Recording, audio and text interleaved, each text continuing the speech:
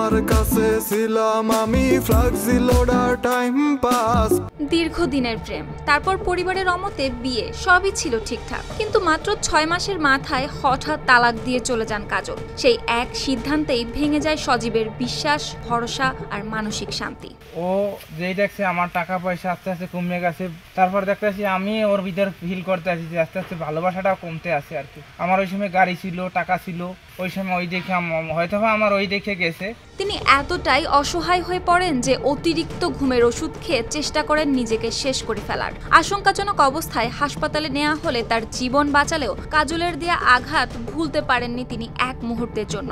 তাই তো এই কষ্ট সহ্য করতে না পেরে সিদ্ধান্ত নেন এভাবে দুধ দিয়ে গোসল করার। তার দাবি এই গোসল ছিল মানসিক ভার ঝেড়ে ফেলার শেষ চেষ্টা। তাই বাড়ির উঠোনে কয়েকজন স্থানীয়কে পাশে রেখে তিনি প্রায় 20 কেজি তরল দুধ ঢালতে থাকেন নিজের মাথায়। প্রথমে লোকজন বিষয়টি বুঝতে না পারলেও পরে কেউ একজন মোবাইলে দৃশ্যটি ভিডিও করে ছড়িয়ে দেয় সামাজিক যোগাযোগ মাধ্যমে, আর মুহূর্তে গ্রাম জুড়ে শুরু হয় ব্যাপক আলোচনা সমালোচনা।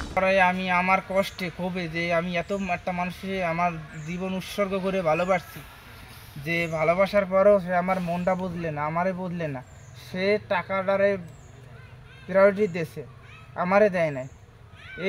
এই কষ্টে আমি আধা মন দুধ দিয়ে গোসল করে আর সমাজের সবাইরে সতর্কবার্তা জানাই যে প্রতিটা ছেলেরে যে কোনো নারীর ছলনায় পড়ো না। টানা তৃতীয়বার অর্জন করেছে দেশের সেরা সুপার ব্র্যান্ড স্বীকৃতি বসুন্ধরা টিস্যু। তবে এই ঘটনার পেছনে সজীব দায়ী করছেন কাজলের মায়ের কুপরামর্শকে। তার ভাষায় বিয়ের 2 মাসের মাথায় জীবিকার তাগিদে দুবাইয়ে গেলেও স্ত্রীর অনুরোধে আবারও ফিরতে হয় তাকে দেশে। এরপর থেকেই বিভিন্ন অজুহাতে নিয়মিত তার কাছ থেকে মোটা অঙ্কের টাকা চাইতে শুরু করে কাজল, আর সেই চাপ থেকেই বাড়তে থাকে দাম্পত্য কলহ।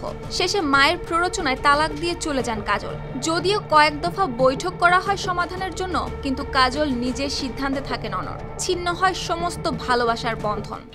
পরে আমি 2 দিন শেরে বাংলায় ভর্তি ছিলাম, তারপরও তার মন গলে নাই। ওই ঘুমের ওষুধ খাইছিলাম অনেকগুলো আর কি। তারপর আমি ওই অসুস্থ হয়ে খালের ভিতরে পড়ে গেছি, আমি নিজেও জানি না কীভাবে লোকজনে উঠেই নিয়ে বরিশাল শেরে বাংলায় ভর্তি করছে। তো আমার সাথে পুরোটাই পল্টি নিয়েছে।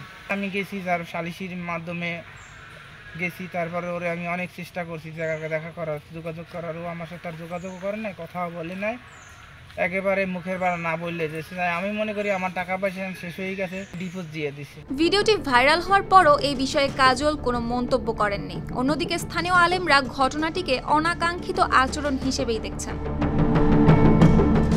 News desk, RTV।